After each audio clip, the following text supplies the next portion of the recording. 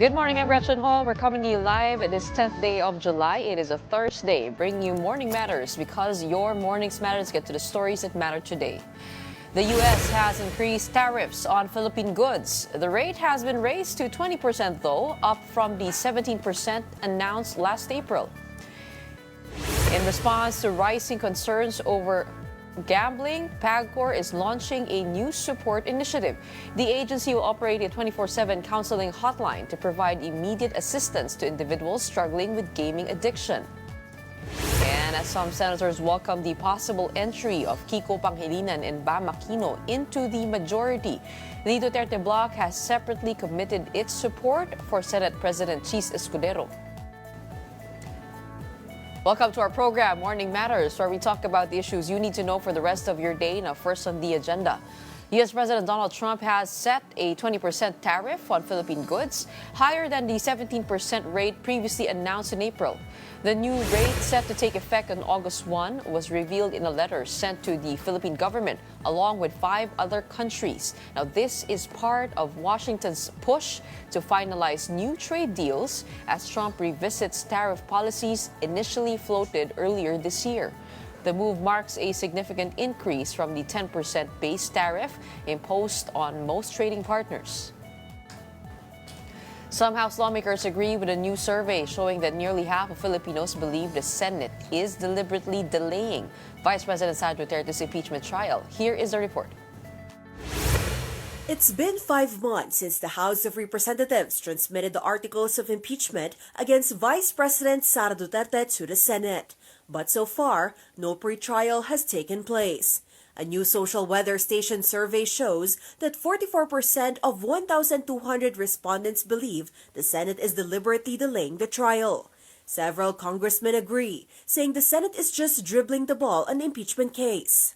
Malinaw na malinaw po na talaga nagkakaroon ng delay kung ano-anong mga invented technicalities at invented issues ang ginagawa nila. Kahit anong gawin ng Senado na hindi sumusunod sa utos ng saligang batas ay lumalabag sa ating konstitusyon. Ramdam na ramdam yung delay. Inaasahan ng taong bayan ang Senado gagawin ng trabaho pero hanggang ngayon, nga pa rin. Beyond the delay, the same survey finds that 42% of Filipinos oppose the impeachment of Vice President Duterte. That's why the VP says the complaint should be dismissed. It's a pure political persecution at harassment. Dapat bang ibasura? Tingnan ng mga senator judges yung mga arguments namin. But House prosecutors strongly disagree. Kung may ebidensya, that is a legitimate prosecution. As far as we are concerned, we have ample and strong evidence supporting the 7 articles of impeachment.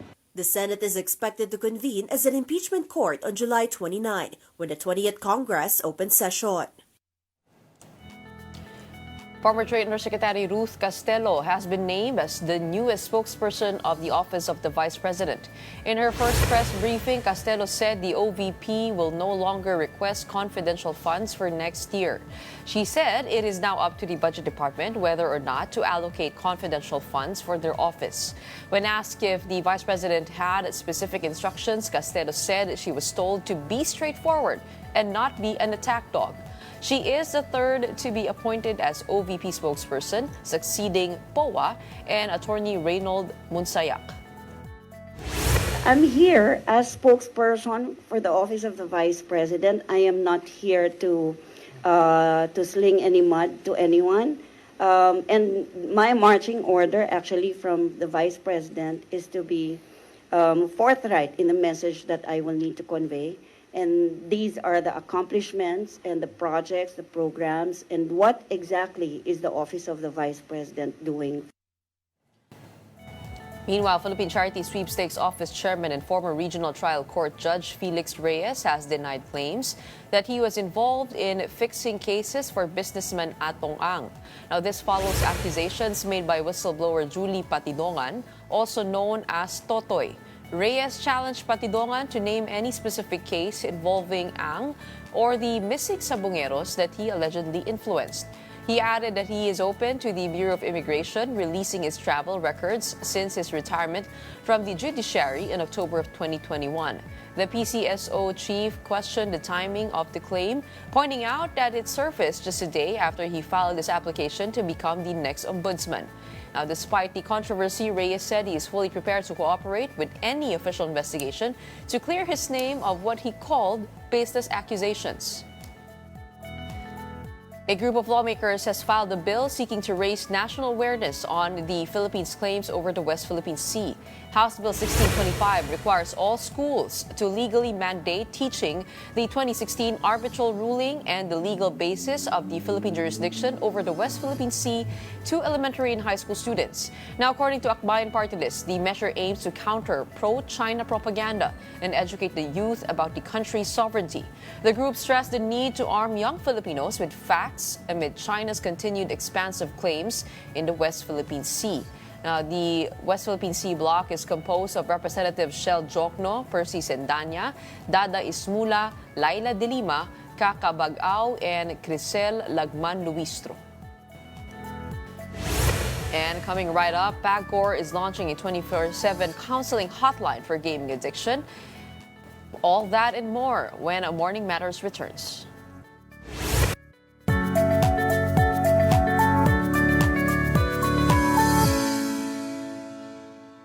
Welcome back. You're still watching Morning Matters here on One News. The Philippine Amusement and Gaming Corporation, or Pagcor, plans to launch a 24/7 counseling hotline to assist individuals struggling with online gaming addiction. Pagcor Chairman Alejandro Tenco said the agency is currently in discussions with a partner foundation to finalize the setup of the hotline. Now, the hotline will be manned by trained counselors who can offer immediate support to distressed players and those showing signs of addiction. Tenco said the move is part of Pagcor's broader efforts to promote responsible gaming or gambling amid the rapid growth of online gambling platforms in the country. And to further discuss this initiative and other related issues, we have Pagcor Chairman Alejandro Tenco. Good morning. Thank you so much for joining us today. Hi, good morning, Gretchen, and good morning to all those who are listening to your program. Okay, Chairman, yesterday we had Attorney Kyoge on the show. She is, of course, a gaming lawyer, and she has worked with several of the processes of Pagcor.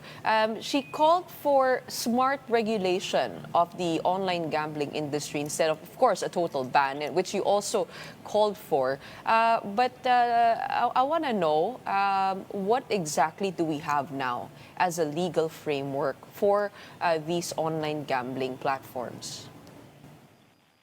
Well, Gretchen, let's start off with the basics, no? Hello?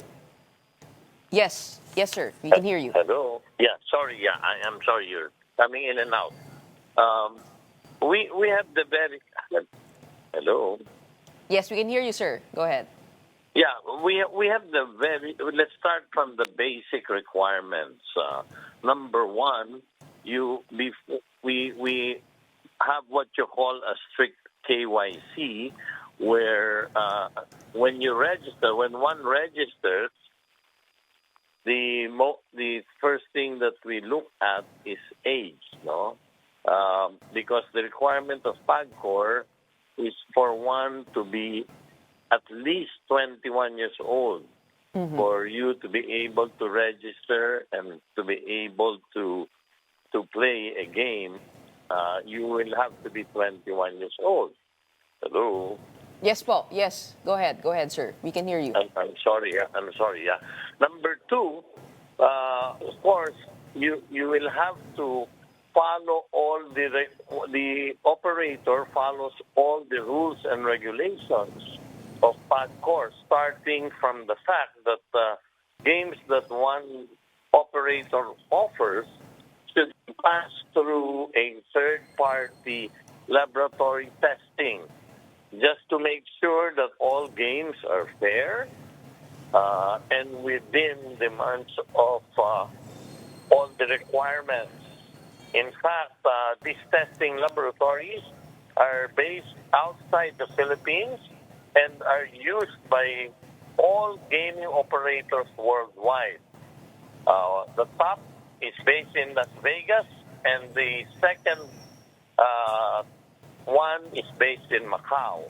So these are the official things that you have to have as a basic thing. No? Number 3, an operator is not allowed to sublease his his license.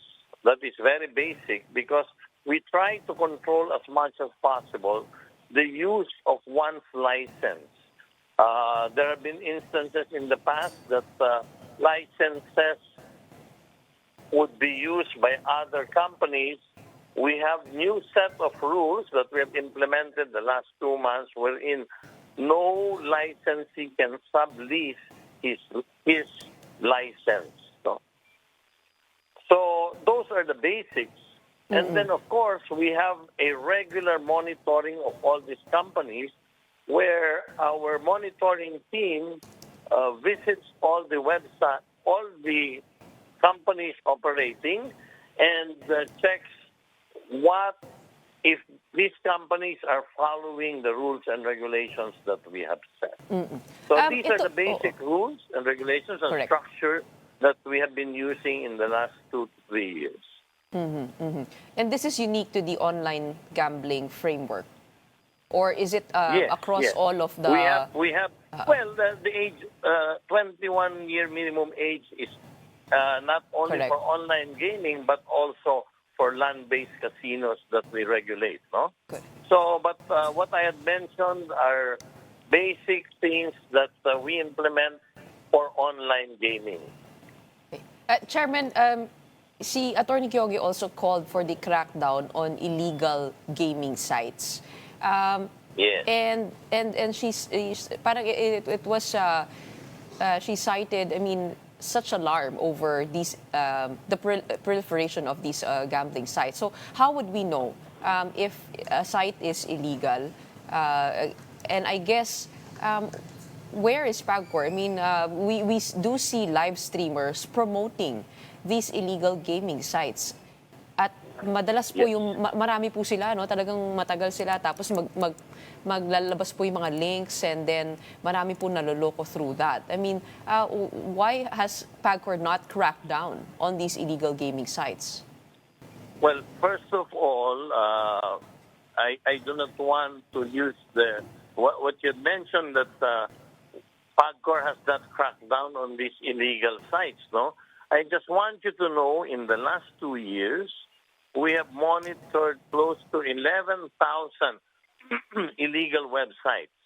I just want to explain further that the problem of the industry today is not the regulated online gamers or online companies, but the illegals that have been proliferating all these years, no? And the sad part, Gretchen, these companies are based abroad, targeting Filipino customers. So through what you call a seal, we call it now the Pagcor guarantee, which one can see in our website, all a customer has to do is go to pagcor.ph, and there they will see a banner called Pagcor Guarantee, named Pagcor Guarantee. They will just have to click on it, and there you will be redirected to a page where all our licensees can be seen. And then from there, you press whoever licensee you want to play with or who one is registered with, and then you are directed to the said online gaming site. Now, with what you had mentioned, what Pagcor has done, I just want to backtrack and say that in the last 2 to 3 years, we have identified 11,000, more or less, illegal websites. And of that, through the help of DICT and the NTC, together with the PNP Cybercrime Group and the NBI, we have brought down 76% of the 11,000 or closely about 8,000 illegal sites. Unfortunately, Gretchen, because this is internet-based, it is very difficult to run after them. cancel or Yes. to stop, to run after them in one blow. So Okay. that really is the main problem that we are trying to address with all our best efforts. Okay, Chairman, how many legal online gambling sites are there currently licensed with Pagcor? More or less, we have licensed 70, and I want to emphasize also that since last year, we have a moratorium, and we have not issued a new license except for those who have filed their applications prior to the moratorium. So ngayon po ay nakatigil po yan, yung pagbibigay ng bagong license. Yes, Gretchen, nakatigil Pending upon ito. review. So, yes, pending Okay. review. Okay. Chairman, because the contention of many, including Pagcor, is that this industry is bringing a lot of revenue to the Philippine government, even more than the brick-and-mortar casino. So how much po ang natatanggap ng Philippine government from these online gambling companies, the 70 that you mentioned? In 2024, Gretchen, we generated, and I want to make this clear, only revenue coming from online gaming only, close to 50 billion pesos. And just to give you an idea, as of June 30 of this year, we have already generated more or less about 28 billion pesos. Okay, that's for the first half of the year of First 2025. half of 2025, yes, Okay. Gretchen. Ito pong 50 billion, ito po ay mula sa franchise tax? Tama po ba? No, that is what you call license fees. Meron po tayong sinisingil na 30% of the gross gaming revenue. So ang amount nun ay about 50 billion pesos in 2024. This is from the gross License gaming fees. revenue. License Yes. fees. Gross gaming revenue. What happens, Gretchen, we base our license fees from gross gaming revenues, no? So Pagcor collects more or less 30% of the gross gaming revenue of these companies. Is it correct that they are exempted from paying income tax and VAT? No, they are not.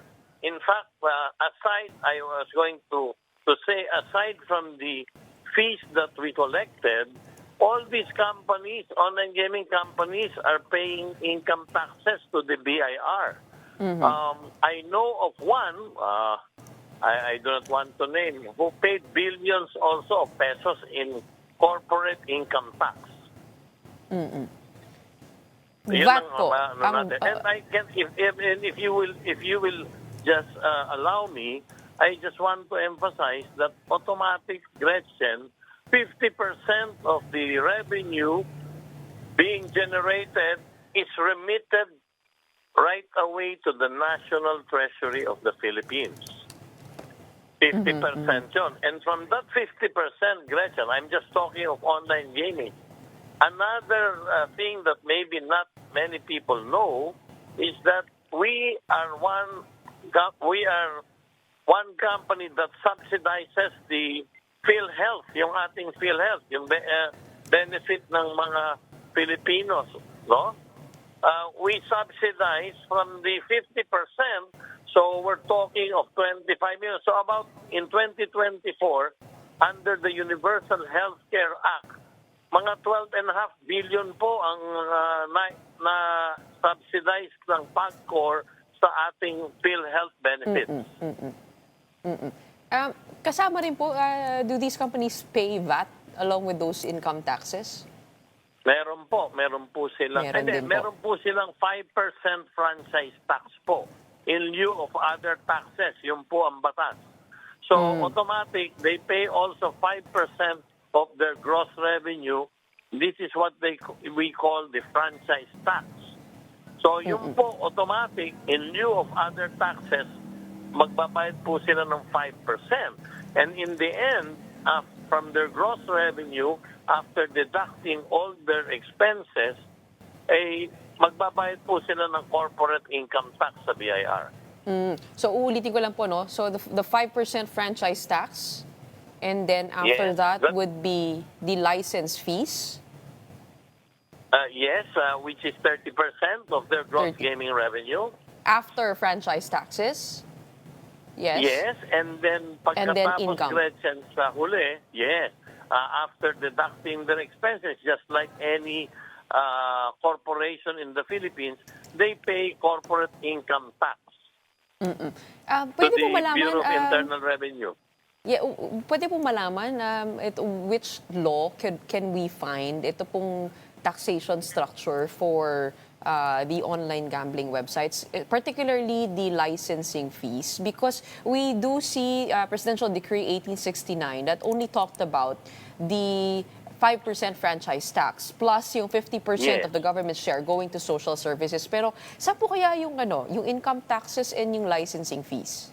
Yung pong income tax, sapagkat siya po isang korporasyon, sa corporation code po yun, kailangan magbayad ang lahat ng korporasyon ng income tax. So that is very basic. Ngayon yung you're asking about the 30%, it is not a law, it is a Pagcor guideline, no? Or part of the Pagcor structure is that if you have an online gaming license, you have to pay 30% of your GGR or gross gaming revenue Correct. to Pagcor. And then ang Pagcor po ang nagre-remit, Gretchen, sa National Treasury. Okay. You called for tighter regulation here for this whole industry. What do you think would that look like? Because the alarming concern here is how it has become so open to many vulnerable sectors, including children. How about detection while using all of these mobile apps? Paano po makakasiguro na 21 years old sila? And also when it comes to the minimum and maximum bets placed, kayo po ba ay sang-ayon sa paglalagay po ng mga limits pagdating po doon? Well, ang isang magandang bill na na-file na aking nabasa ay yung kay Senator Sherwin Gatchalian. He is calling for tighter regulation and the imposition of a minimum bet and a minimum deposit. I believe that that is one enhancement that we can look at and study so that we can also have customers or gamers that we know who can afford to play, no? So by setting minimum limits on deposits and bets, we will be able to weed out the small income earning customers or gamblers who would want to play, no? So I am for that, and I have instructed our team to study what will be the best minimum bet and the best amount for deposits, no, the minimum. So yan, pwede yan. Ngayon, with your question, how can we ensure that one is 21 years old? That, Gretchen, is very clear in our structure.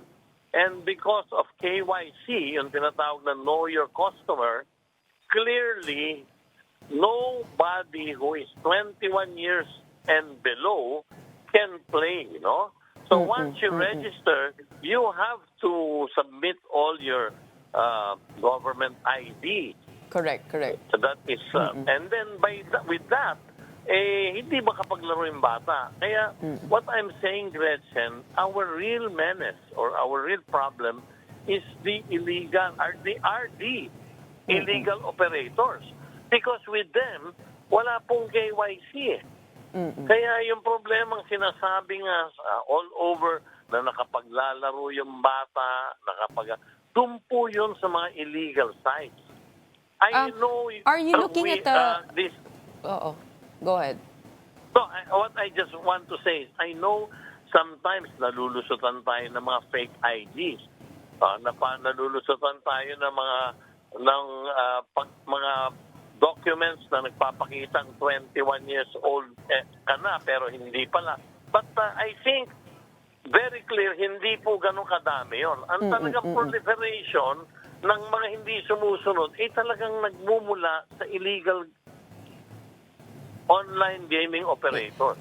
Chairman, bilang panghuli po, kasi we don't have a lot of time, but I'd love to have you back. Salamat. Pagdating po dito sa mga endorsers, and advertising, kasi nakakagulat nga raw po na yung ibang mga ads, kailangan pa dumaan ng rigorous process sa Ads and Standards Council.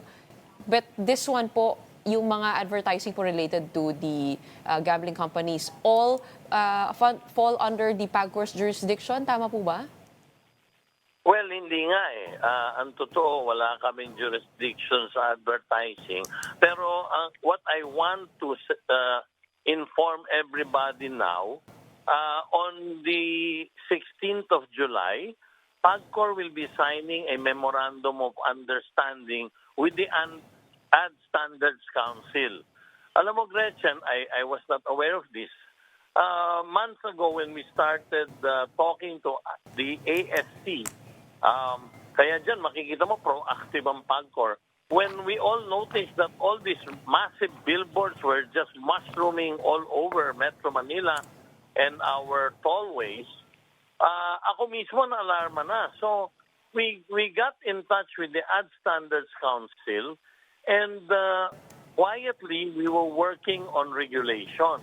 Kaya pag pimirma po tayo on July 16, Ad Standards Council has told us that they will make now gaming or gambling, the gaming industry, part of their industries na i-monitor nila. Apparently, there are 5, no?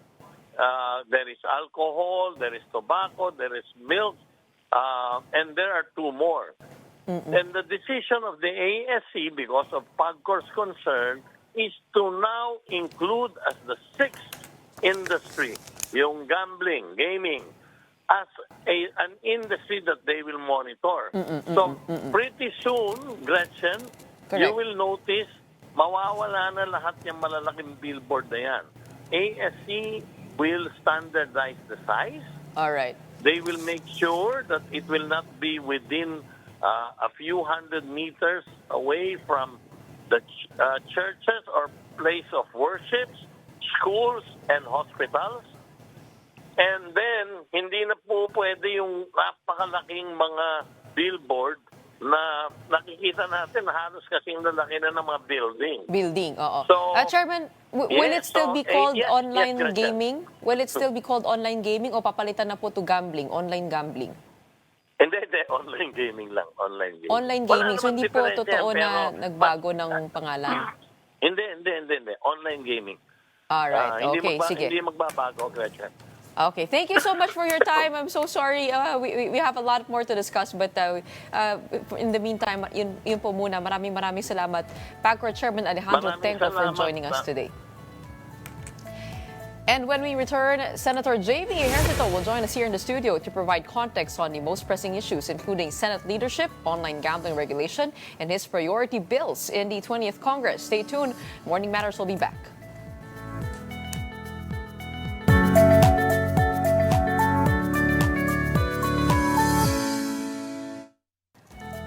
Good morning, I'm Gretchen Ho here at Morning Matters. We talk about the most pressing issues and give you the context behind the headlines.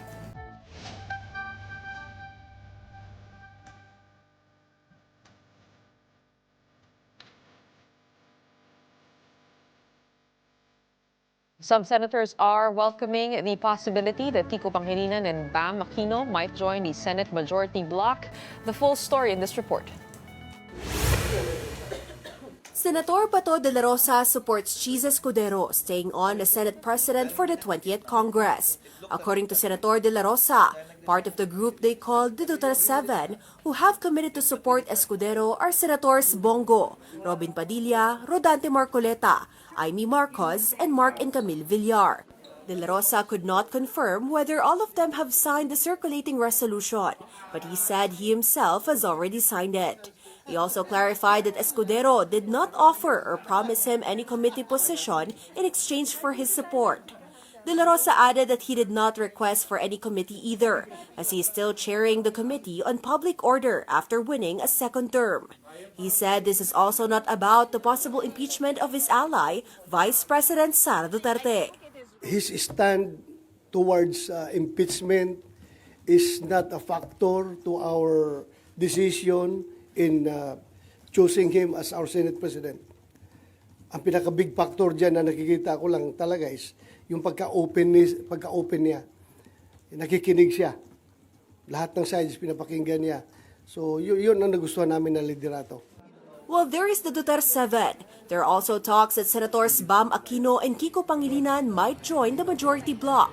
In an interview with 1PH's Sa Totoo Lang, De La Rosa said he is open to them joining the Senate majority bloc, even joking that they're even kinder than him. Wala man akong problema. Hindi naman mga masasamang tao yan sila. Mas mabait pa ngayon sa akin, mas masama pa siguro ako sa kanila. Wala naman tayong problema dyan.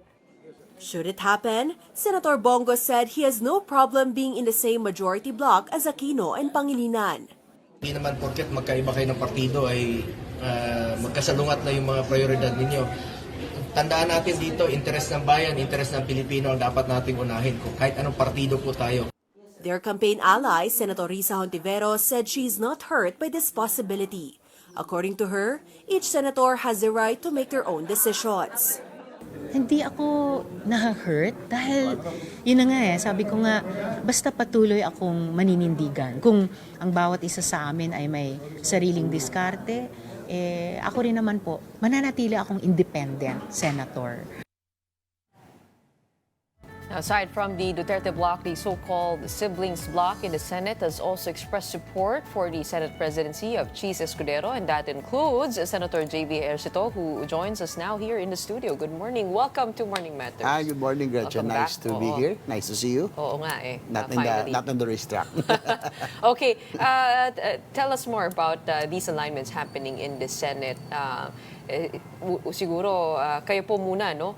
Majority na po kayo. I mean, you yes. are the deputy majority leader now.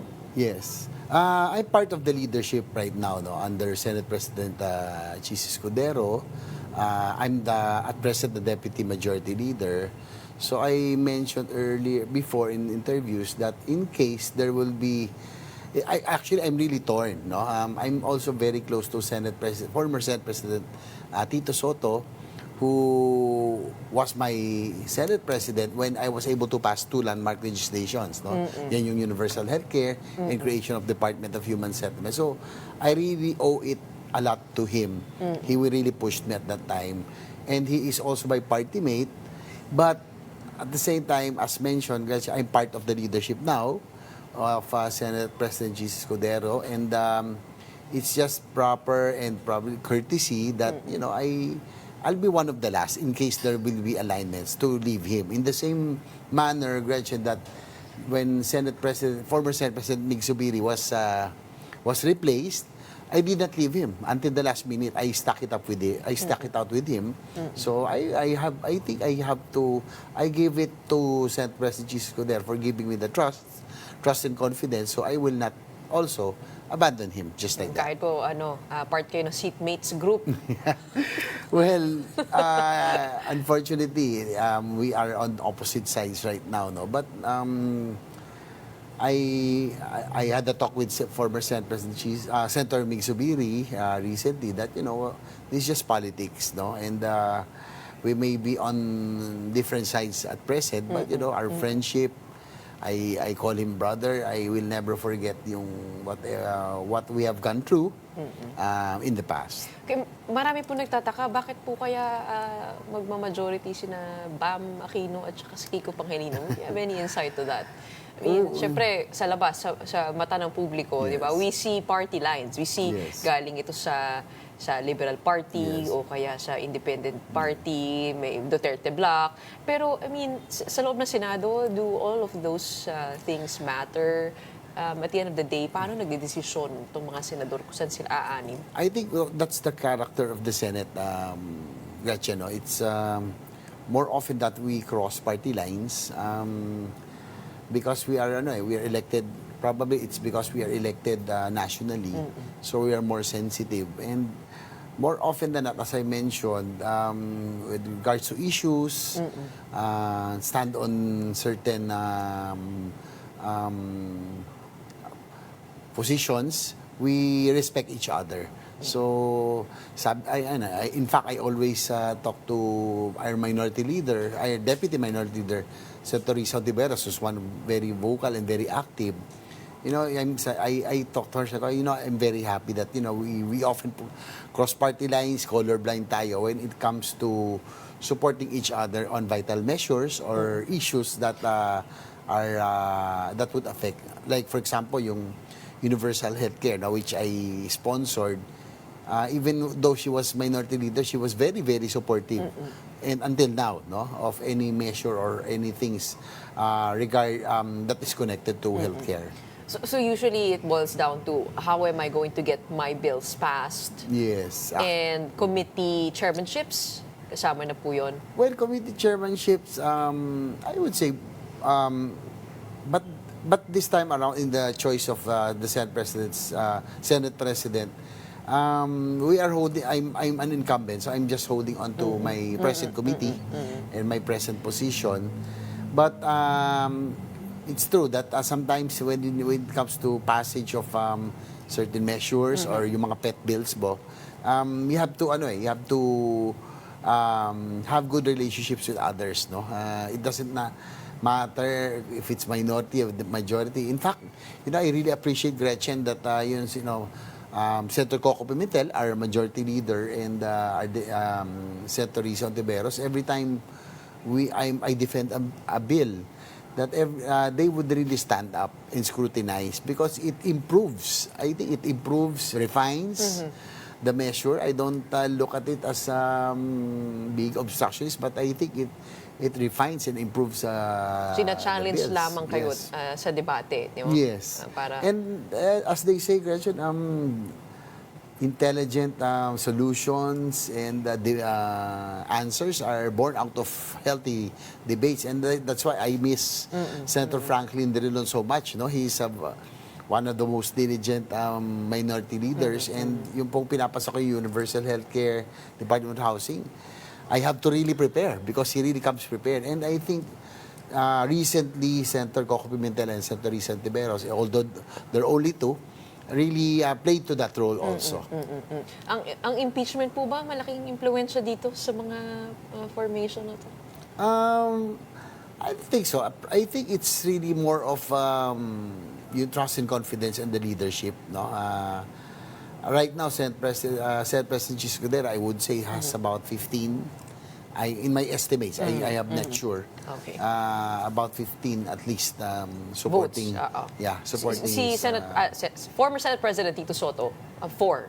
Tama that's the block right now, yes. Si Senator Ping Lacson, Senator Mig Zubiri, Senator Loren, at saka si Senate President Tito Soto. Yes. That is it for now. Okay, mamaya natin pag-uusapan yung impeachment. Puntahan po muna natin yung several key issues that we talked about. One of which was with Chairman Altenco, yung online gambling. You called for a resolution investigating this. Yes. What data are you looking for? Well, of course, we want to see how when we start the hearings, no, how many families already. You know, right now we don't have this data at present. I have to admit, but you know, it's been very prevalent, and we've been hearing a lot of things already, Gretchen, that a lot of people are already really getting addicted, no? And as I mentioned also in interviews, that this is, I think, worse than Pogo. Because at least in Pogo, if remove the crimes related to it, at least yung... Hindi tayo biktima. Hindi tayo biktima. Yung kinukuha natin pera nationality.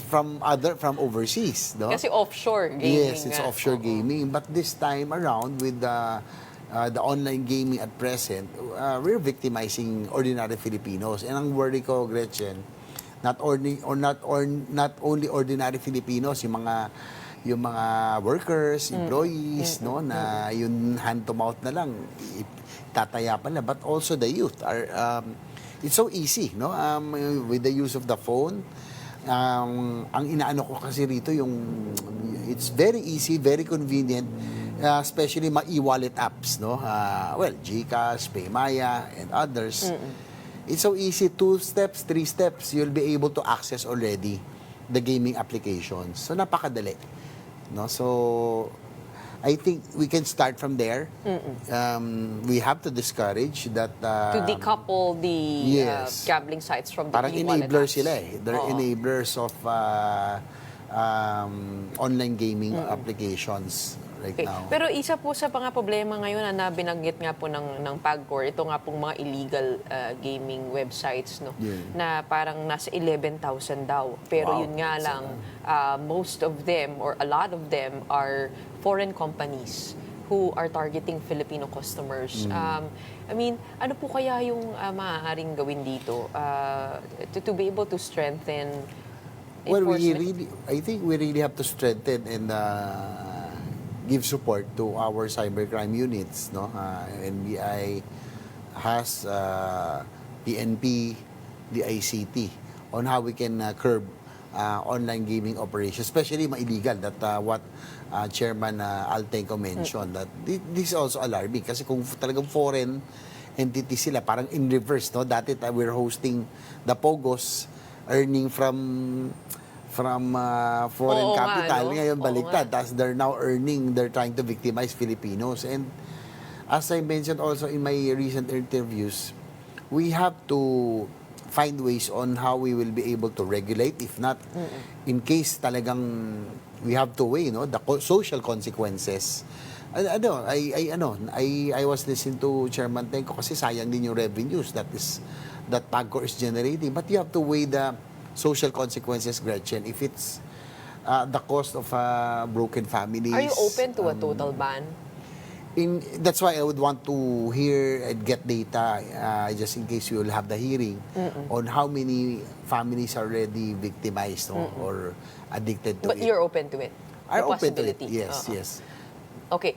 When it comes to having a total ban, tama ho ba that it could be done by the president? So, I mean, like, he has the power over it. Pag sinabi niyang tigil niya yan, pwedeng tumigil na. He doesn't need any law for now to enforce that. I would think so. Siguro as an executive order, no? If it's really a menace already, becoming a menace to society, I think being the chief executive, being the most powerful man in the land, I think he can do it, no? So that we can further stop addiction and further social deterioration as caused by addiction to gambling. But a law will be required to make this last more than one administration. Yes. Yung purpose nung pagle-legislate po natin. Yes, yun nga lang, that is correct. Medyo, this is huge money we're talking about, and I'm sure there's lots of lobbying when it comes to this. Well, it's really,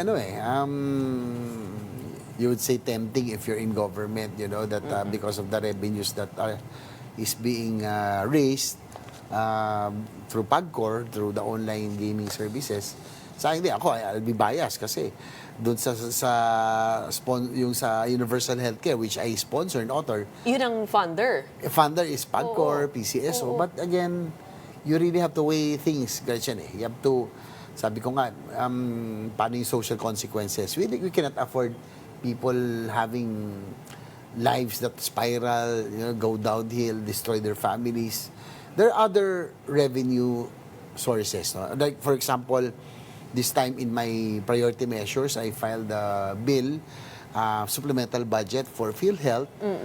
Yung pong nawala last time, I'm trying to I filed a bill for supplemental budget of about 70 billion to restore it so that it can help PhilHealth improve, no? So Saan po kaya kukuha ng pera kung hindi po sa Pagcor?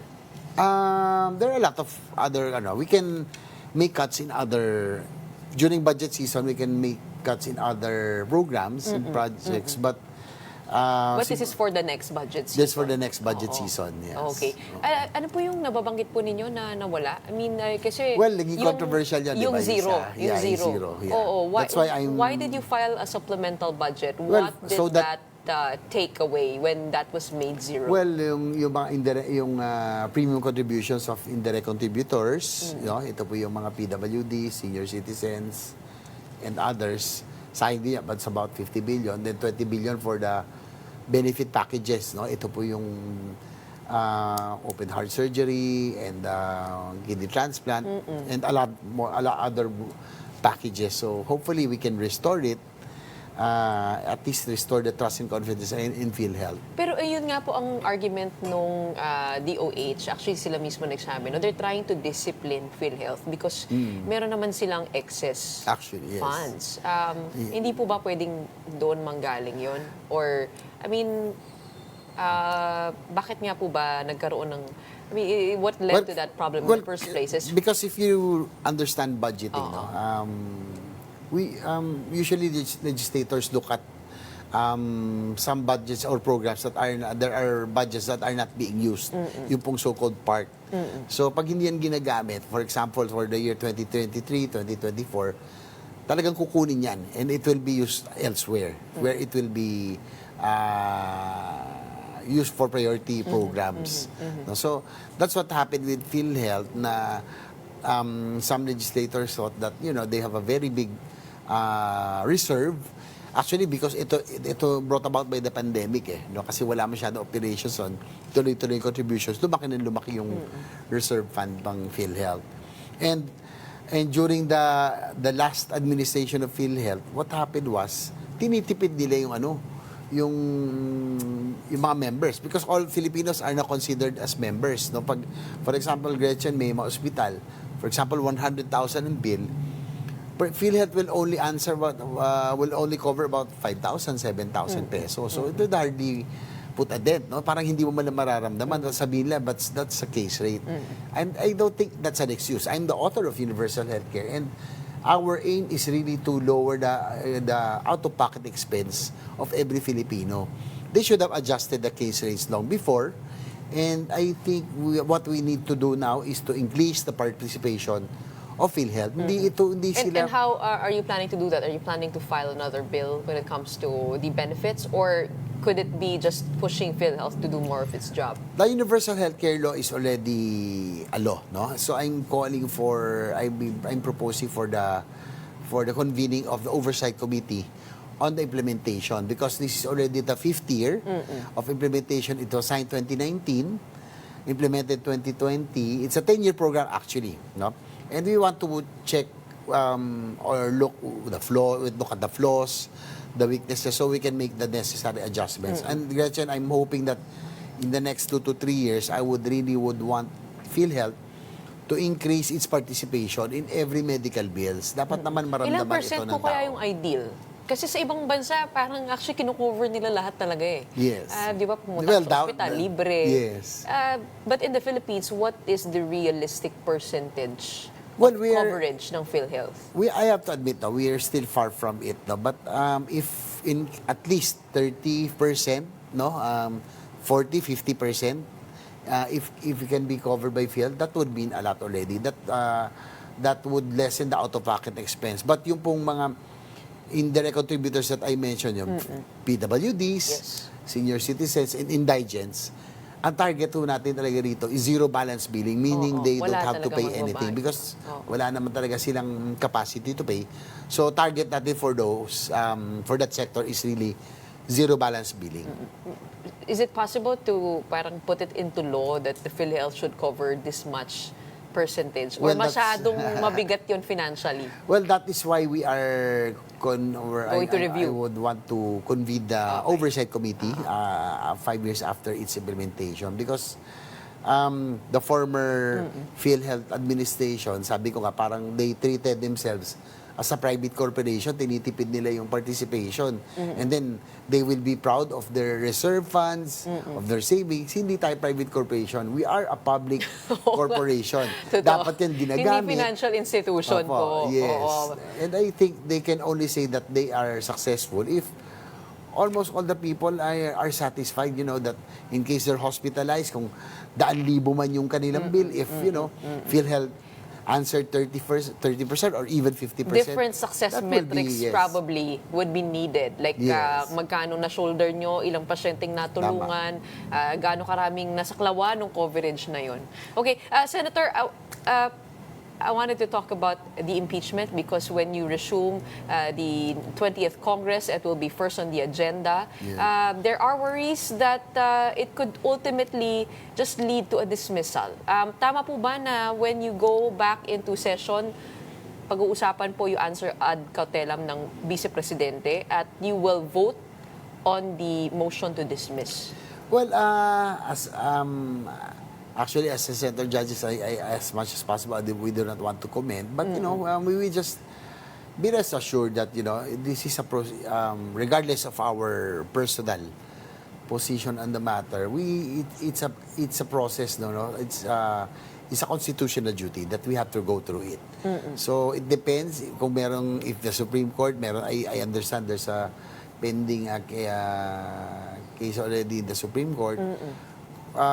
We will discuss it when we resume. Kaya nga kasi baka magtagal, no? Kapag pinag-usapan dito sa Senado, yung jurisdictional and constitutional issues. Yes. Are you in favor of a trial happening and those issues discussed within Well, the I just context want of a to trial? also clarify, Gretchen, because I think I was misunderstood, that, one of my advocacies is infrastructure development. Matagal ko na tinutulak yan, yung railways, everything, because that would stimulate economic growth. And I would think that, the early political vagaries that happened, maada pa aga sana kung last year, o yung 2027. So, I really envy our ASEAN neighbors, not only Thailand, Indonesia, Malaysia, even Vietnam has really overtaken us already by leaps and bounds. So, you're not in favor of a trial? Because no. ma-delay itong mga infra? No, Tama what I'm saying is that, although I get frustrated, but we have to go through it. It's our constitution. We are duty bound. To have a trial? To have a trial. To have a trial. But I'm hoping that, it will be swift, fast, so that we can go back to work already and give attention to the other pressing problems. As I mentioned, we have a lot of catching up to do. When we look at foreign investments, I think we're just getting half of what Vietnam is getting right now. So, marami tayong habulin I think in terms of infra development, we're about 35 years behind our ASEAN neighbors. So, ang dami natin kailangan gawin. Hindi po ba meron naman parang naka-earmark na pondo na para dun sa mga critical infrastructure katulad ng subway system po natin? Yes. What would you like to add to the agenda when it comes to infrastructure? Actually, nilaban po natin yan because naging controversial din yan because the priority programs and the foreign assisted projects in the past budget napunta sa program funds. So unprogrammed. Yeah, dapat yan priority and foreign assist dapat nasa priority. So I fought for that and kaya nga I signed the budget last year because yung nilaban natin napunta rin. In the budget, win some, lose some You're happy with the one, it doesn't mean that you are happy with everything. Tulad nung nga sa PhilHealth. Ako, personally, syempre, being the sponsor, I was not happy with that. Kaya nga, I'm hoping that we can rectify subok na po yung pag-file ko ng supplemental budget so at least we can restore what was taken last budget season. So you have 3 years in your term left. That's I'm why hoping that also in the next 2-3 years, at least if we can at least improve the participation of PhilHealth in every medical bills And that's one of the reasons that I really wanted to go back in the Senate, no? That, I'm hoping that, I can oversee the implementation of universal healthcare, that finally it can be felt by the ordinary Filipino. So public health po kayo. Yes. Committee. Okay. Maraming salamat, Senator J.V. Ejercito, for sharing with us your plans for the upcoming 20th Congress and for spending some time with us here today. Pwede na po kayo mag-ride muli. Pagkatapos ito. Thank you very much for being with us here on this show. And that